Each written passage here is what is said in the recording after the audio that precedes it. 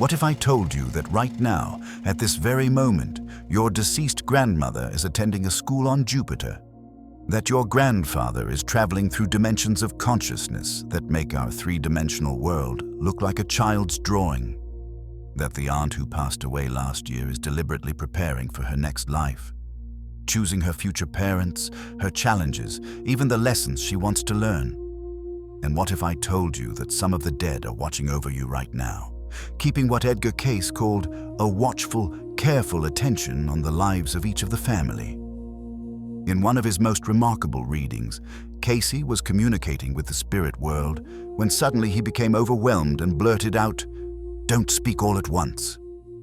The stenographer in the room had no idea what he was talking about until names started coming through. Deceased relatives, crowding forward, each eager to communicate with the living. What Cayce revealed about the afterlife isn't what you've been taught in Sunday school, and it isn't the vague notion of floating on clouds playing harps. It's far more specific, far more structured, and far more active than you could possibly imagine. Today, we're going to explore exactly what your loved ones are doing on the other side right now. And I promise you, by the end of this video, death will never seem the same to you again. The immediate transition. Let's begin at the moment of death itself. According to Edgar Cayce, dying is as simple as walking through a door, passing through God's other door, as he poetically described it. There's no dramatic judgment, no terrifying tribunal, no sudden falling into darkness. But here's where it gets interesting. What happens immediately after depends entirely on you, on your consciousness, your attachments, your spiritual development during life. Cayce described what he called the borderland, a transitional realm between the physical and spiritual planes. Think of it as a kind of cosmic waiting room, but far more significant than that sounds. In this borderland, something profound occurs. The soul begins to adjust to its new reality. You see, according to Cayce, the body you appear to have in spirit form is the same as you had in material form, but with one crucial difference. A crippled body in life would wish to not be crippled, so its spirit form would appear as it wished to be. The elderly become vital again, the sick become whole, the wounded become healed. But not everyone transitions smoothly. Here's something that might disturb you. Cayce revealed that some people are dead for years without realizing they're dead. They remain attached to earthly things, earthly desires, earthly relationships, unable or unwilling to move on. These souls hover close to the physical plane, sometimes for decades, until they finally understand what has happened and accept their new state of being. This is why Cayce cautioned the living about excessive grief. Not for our sake, but for theirs. He explained that when we grieve too intensely, too desperately, we can actually hold our loved ones back, preventing them from moving forward in their spiritual development. Your grief, while natural and holy, can become a chain that binds the soul you love to a realm they're meant to leave behind. But for those who are ready, for those who release their earthly attachments, their journey truly begins.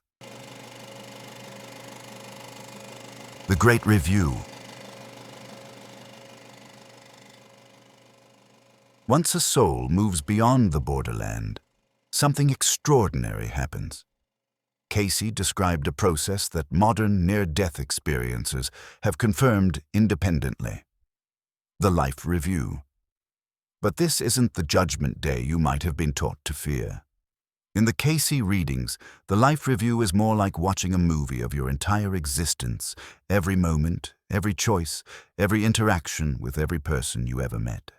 But here's what makes it different from a passive viewing. You experience it from every perspective. You feel what others felt when you hurt them. You experience the joy you brought to someone's life.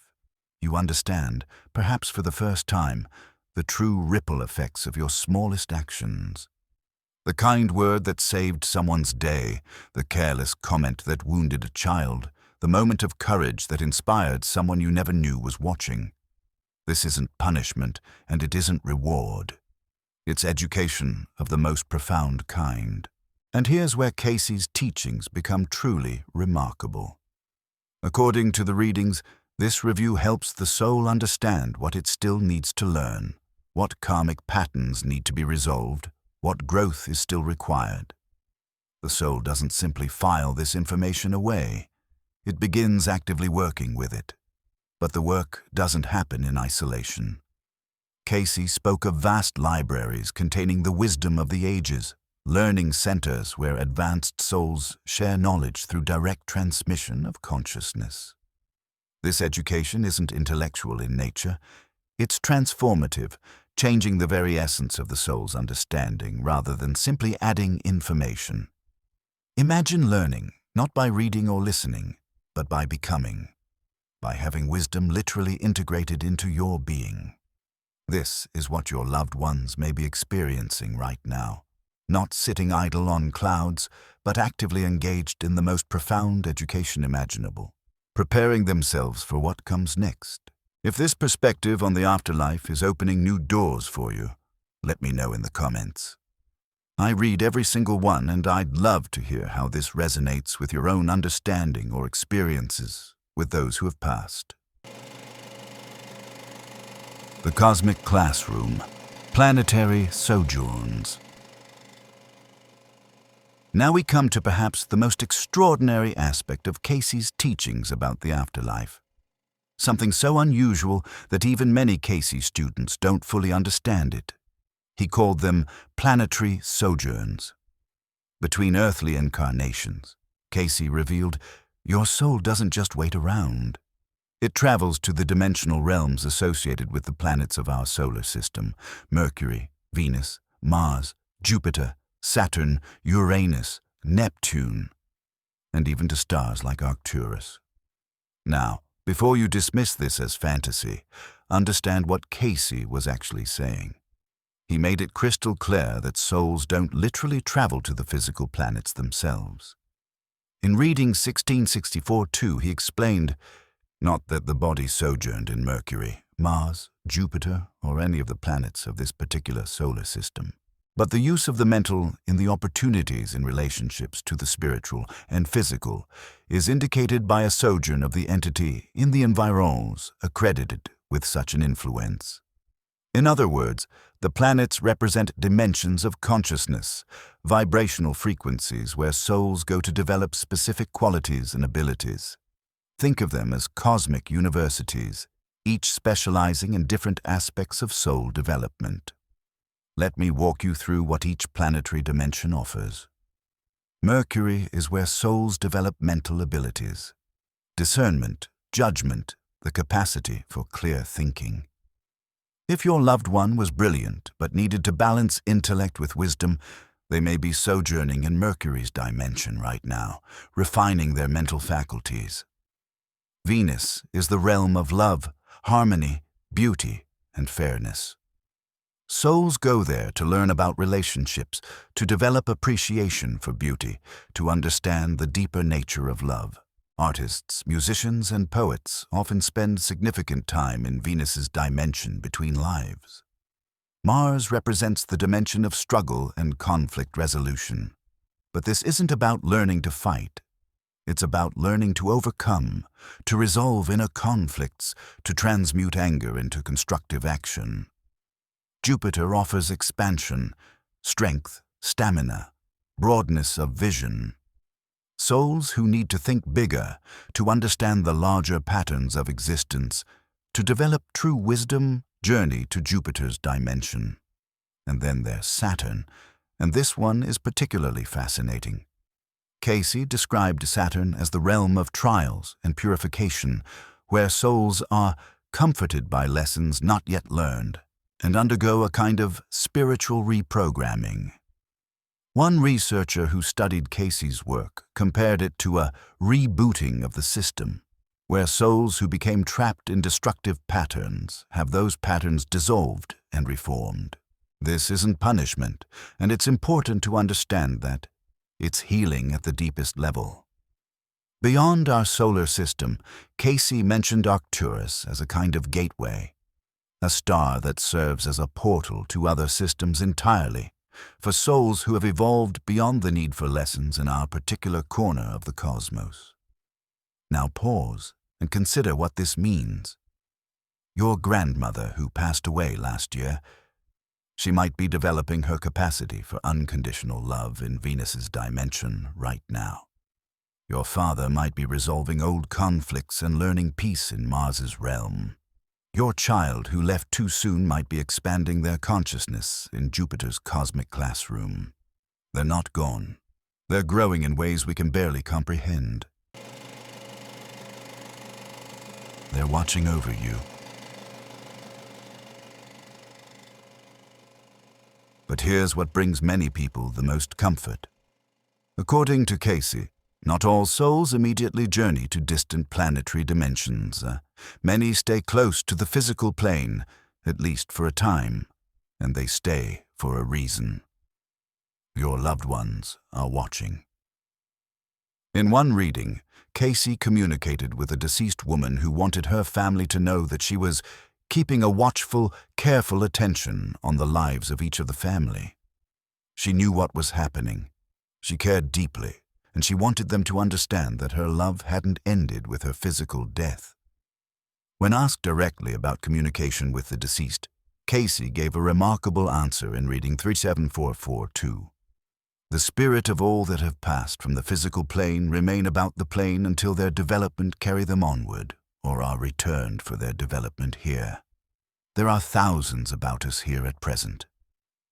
Let that sink in for a moment. Thousands of spirits right now surrounding us. They're not trapped and they're not suffering. They're present because they choose to be, because they're connected to us, because love creates bonds that death cannot sever, and they can communicate, though often not in ways we expect. Cayce explained that the majority of communication from the deceased comes through dreams.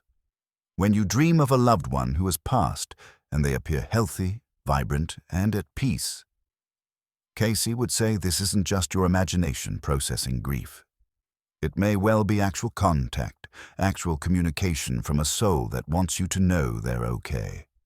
Other forms of communication include what we might call synchronicities, meaningful coincidences that seem to carry messages, objects appearing in unexpected places, songs playing at just the right moment, a feeling of presence that defies rational explanation.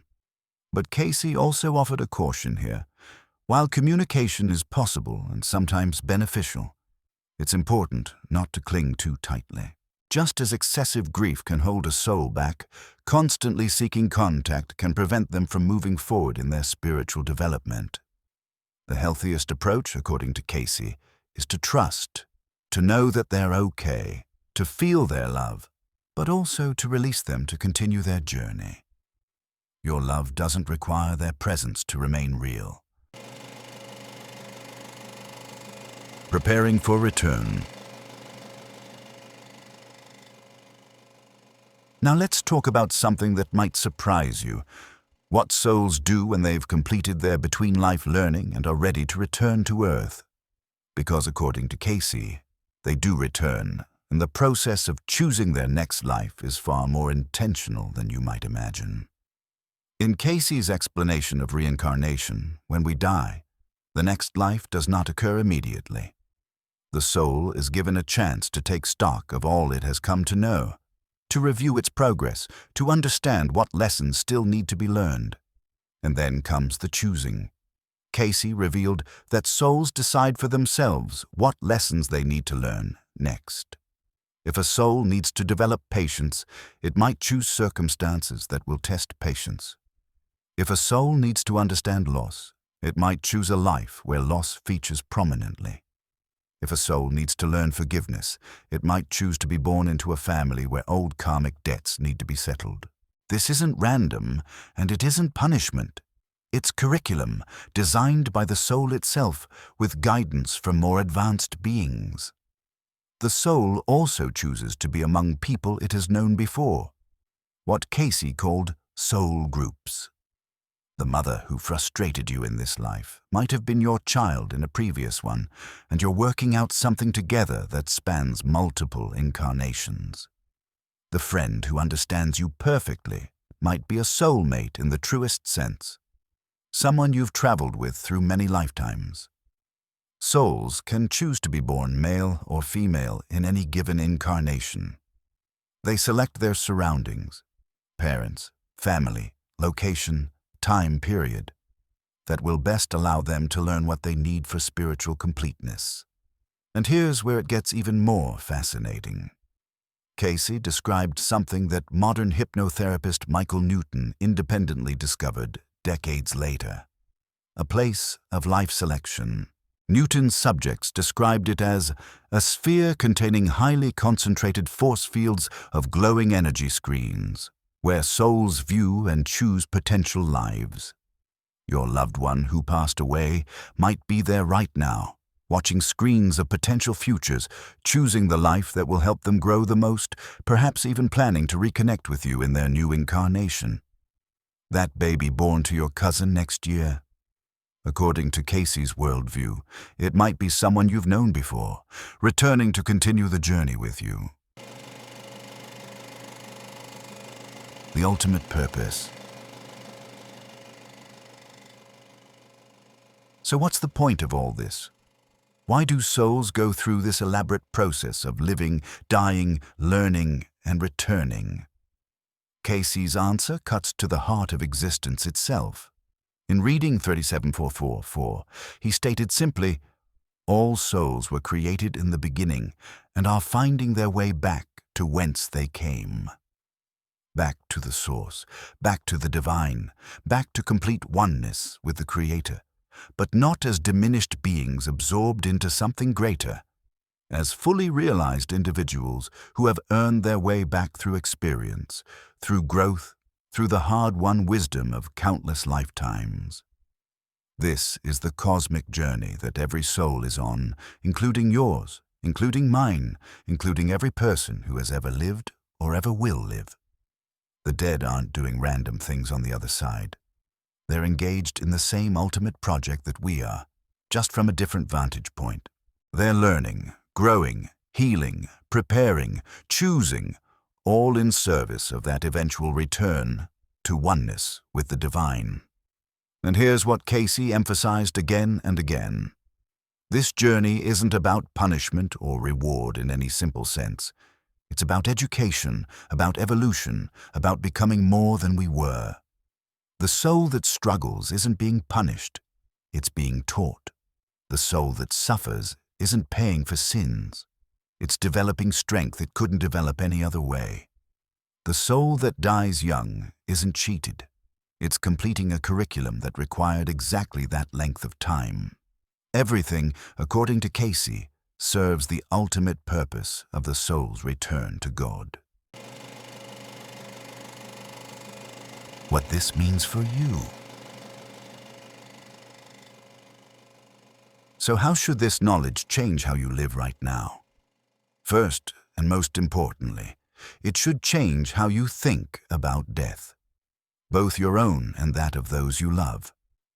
Death isn't an ending, and it isn't a departure into some vague unknown. It's a graduation, a transition into an active and meaningful phase of existence where growth continues, learning expands, and love endures. Your loved ones who have passed aren't gone. They're busy. They're engaged in activities more significant than anything they did on Earth, developing aspects of themselves that couldn't develop in physical form. Second, this knowledge should inform how you live. If you're going to review every moment of your life, experiencing it from every perspective, wouldn't you want to create moments worth reviewing? Wouldn't you want to be the person whose actions, when experienced from others' viewpoints, bring joy rather than pain? Live now the life you'll be proud to review later. Third, understand that the challenges you face aren't punishments. They're lessons you likely chose before you were born. Challenges designed to develop exactly the qualities your soul needs most. That difficult relationship, It might be the curriculum your soul specifically requested. That obstacle you keep facing. It might be the test you're here to pass. That loss you've suffered. It might be developing in you a depth of compassion that couldn't come any other way.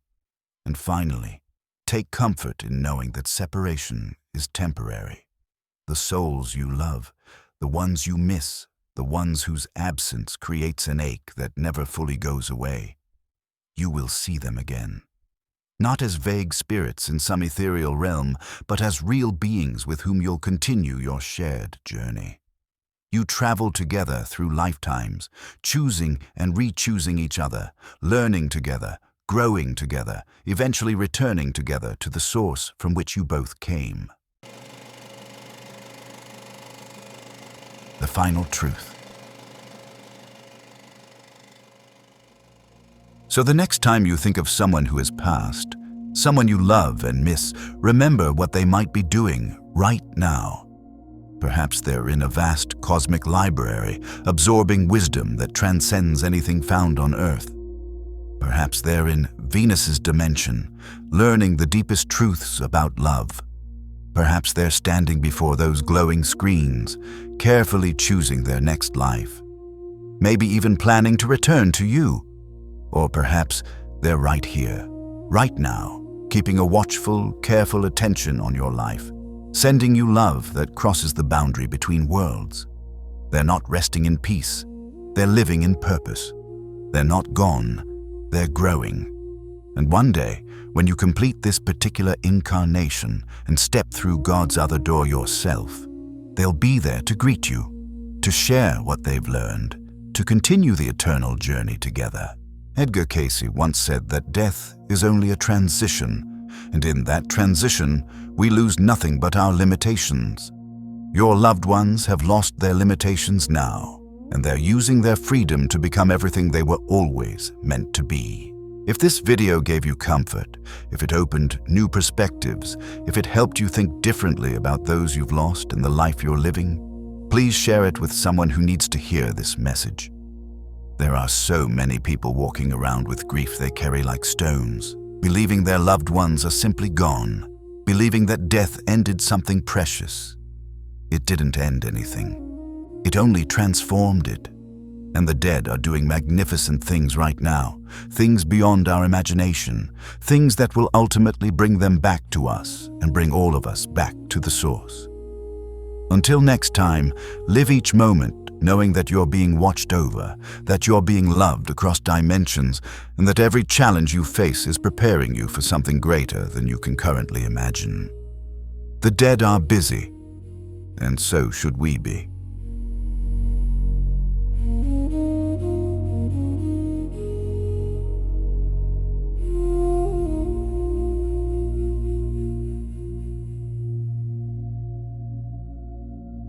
Oh.